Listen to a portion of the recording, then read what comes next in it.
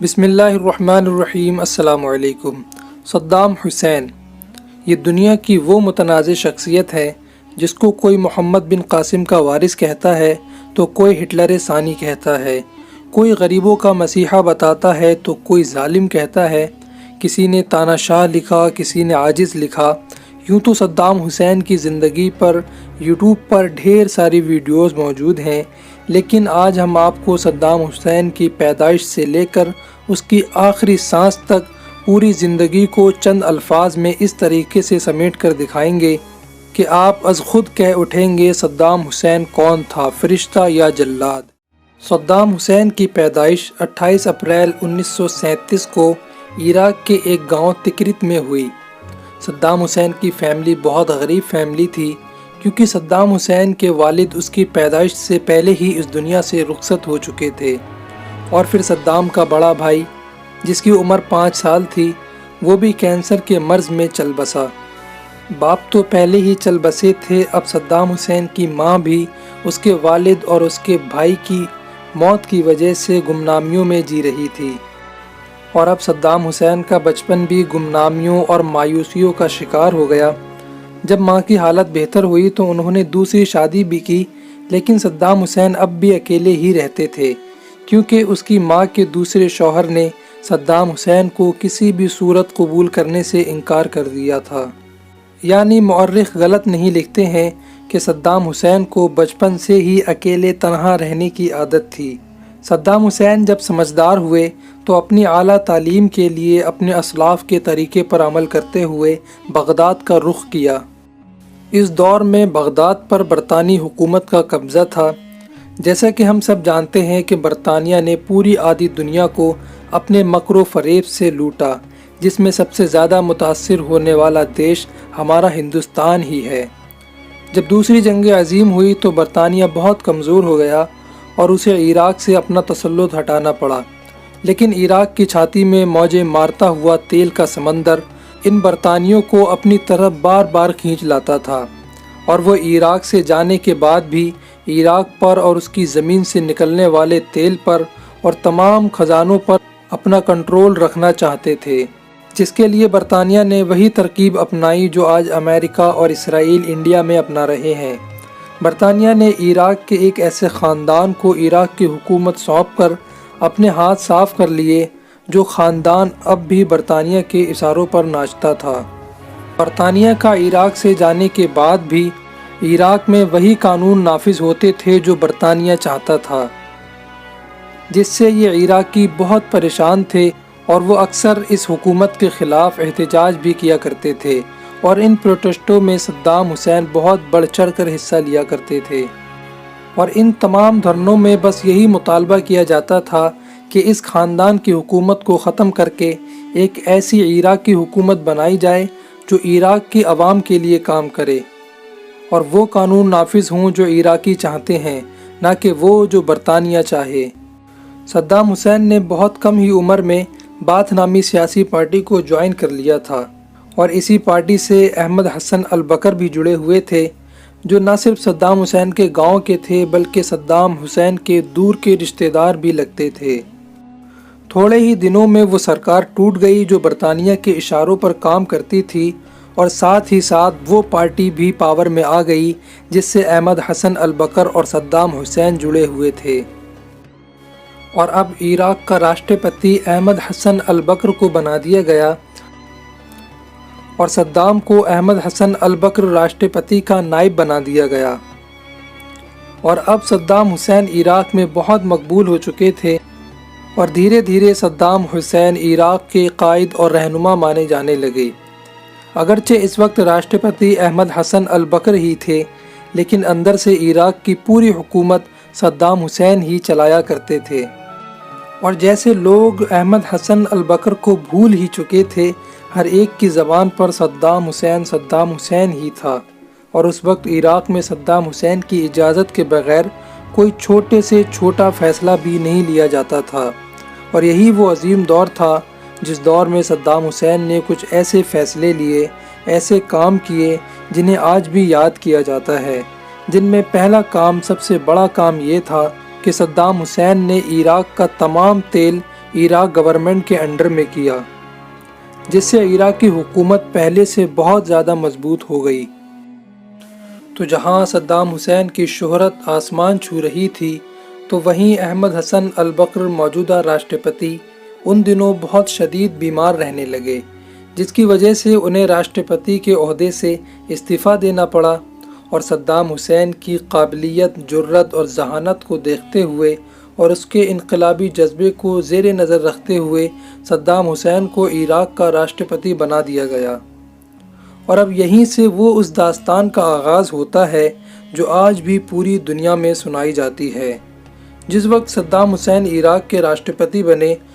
اس وقت عراق پہلے جیسا نہیں رہا تھا، کیونکہ سن 1980 میں عراق کی ایران سے جنگ چھڑ گئی جو تقریباً 8 سال جاری رہی، اور جس میں دونوں ملکوں کو بھاری نقصان اٹھانا پڑا تھا اور لاکھوں لوگوں کو اپنی جانیں بھی گنوانا پڑی تھیں۔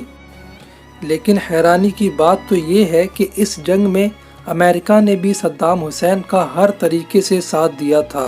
فوجی طور پر بھی اور مالی طور پر بھی۔ ساتھ ہی ساتھ کویت بھی عراق کے ساتھ ڈٹا ہی رہا، ہر طریقے سے عراق کی مدد کی، فوجی اور مالی دونوں طریقے سے۔ لیکن ابھی عراق اس جنگ سے سدھر ہی رہا تھا کہ صدام حسین نے کویت پر حملہ کرنے کا آرڈر دے دیا، اور پورے کویت پر چڑھائی کر دی گئی، اور کویت کو چند ہی دنوں میں غلام بنا لیا گیا، اور پورے کویت پر صدام حسین کا قبضہ ہو گیا۔ جبکہ کویت نے ایران کے خلاف عراق کی بہت مدد کی تھی، تو پھر صدام حسین نے اپنے دوست ملک پر یہ حملہ کیوں کیا تھا؟ اس کی وجہ بتائی جاتی ہے کہ کویت نے مخالف قوتوں سے گٹھ جوڑ کر تیل کی قیمتوں کو حد سے زیادہ کم کر دیا تھا، جس سے عراقی حکومت کو بہت نقصان ہو رہا تھا۔ اور صدام حسین کی کویت پر حملہ کرنے کی جو سب سے اہم وجہ بتائی جاتی ہے وہ یہ تھی کہ ان دنوں عراق کویت کا مقروض تھا، اور جب عراق کا فائنانس منسٹر کویت گیا تو کویت کے وزیر اعظم نے ان سے بدتمیزی کرتے ہوئے کہا کہ تم عراقی ہمارے مقروض ہو، اور ہم نے سنا ہے کہ تمہاری لڑکیاں بہت خوبصورت ہوتی ہیں، تو تم قرض کی ادائیگی کے لیے اپنی ملک سے لڑکیوں کو بھیجو اور انہیں ہمارے بستروں کی زینت بناؤ۔ اس وقت تو وہ فائنانس منسٹر کچھ نہ کر سکا، لیکن وہ آ کر یہ پورا ماجرا انہوں نے صدام حسین کو بتا دیا، جس کو سنتے ہی صدام حسین آگ ببولا ہو گیا اور کویت پر چڑھائی کر دی، اور صدام حسین نے بڑی آسانی سے پورے کویت کو اپنے کنٹرول میں کر لیا۔ لیکن یہی فتح صدام حسین کے لیے بوالِ جان بن گئی تھی،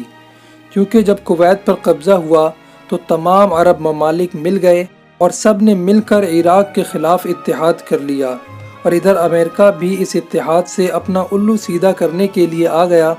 اور امریکہ نے بھی عراق کی مخالفت شروع کر دی۔ چند ہی سال بعد امریکہ اور تمام عرب ممالک کے دباؤ بنانے پر صدام حسین نے کویت سے فوجیں واپس بلا لیں، اور یہاں سے امریکہ اور عراق کی دشمنی کا آغاز ہوا۔ امریکہ کی دشمنی کی ایک یہ وجہ بھی بتائی جاتی ہے کہ صدام حسین دن بدن خوب مضبوط ہوتے جا رہے تھے، جس سے امریکہ خطرہ محسوس کر رہا تھا اور عراق پر دباؤ بنانا بھی شروع کر دیا تھا، اور امریکہ یہ بھی چاہتا تھا کہ عراق سے نکلنے والے تیل کو بھی امریکی کمپنیاں ہی ڈیل کریں، جیسا کہ وہ اور تمام عرب ممالک کا تیل ہینڈل کرتے تھے۔ لیکن صدام حسین کو بالکل کسی بھی صورت میں یہ منظور نہ تھا کہ عراق کے تیل کو کوئی اور کمپنی استعمال کرے۔ وہ چاہتے تھے کہ عراق کی چھاتی سے نکلنے والے تیل کی قیمت خود عراق گورنمنٹ ہی طے کرے گی۔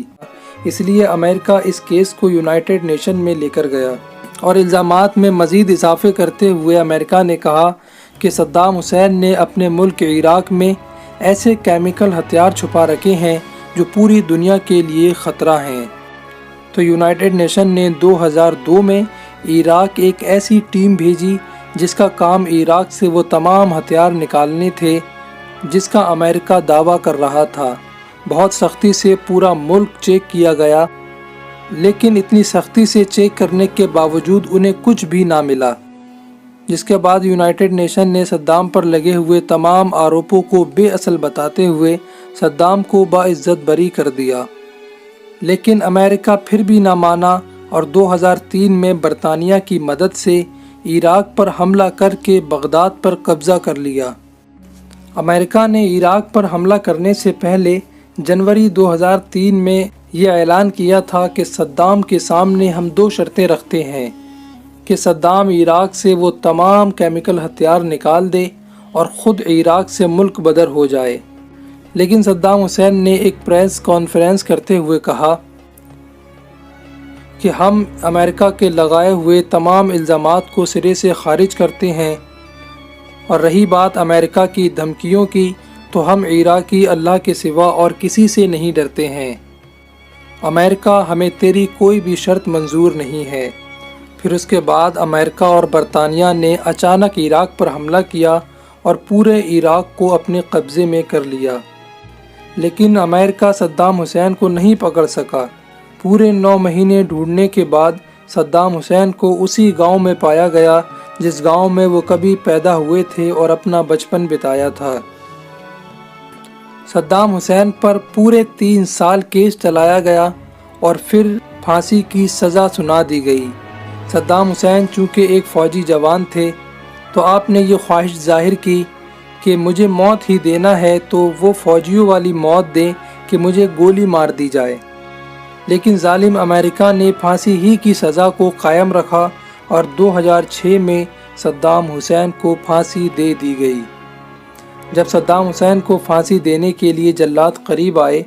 تو صدام نے وہ کالا کپڑا اپنے چہرے پر نہیں پہنا جو مجرموں کو پہنایا جاتا ہے، اور صدام حسین نے کہا کہ میں کوئی مجرم نہیں ہوں جو یہ کالا کپڑا پہنوں گا، اور پوری دنیا یہ دیکھ لے کہ غلام مصطفیٰ کس شان سے جام شہادت نوش فرماتے ہیں۔ اور اس دنیا سے جاتے وقت صدام حسین کی زبان پر قرآن کریم کی آیاتوں کی تلاوت تھی جو صدام حسین کی اللہ رب العزت کی بارگاہ میں مقبولیت کی نشانی ہے۔ اور ویڈیو کے آخر میں سب سے اہم بات یہ کہ صدام حسین پر لگائے ہوئے تمام الزامات آج تک نہ امریکہ اور نہ کوئی اور ثابت کر پایا ہے۔ خواتین و حضرات، آج کے لیے بس اتنا ہی۔ اللہ حافظ۔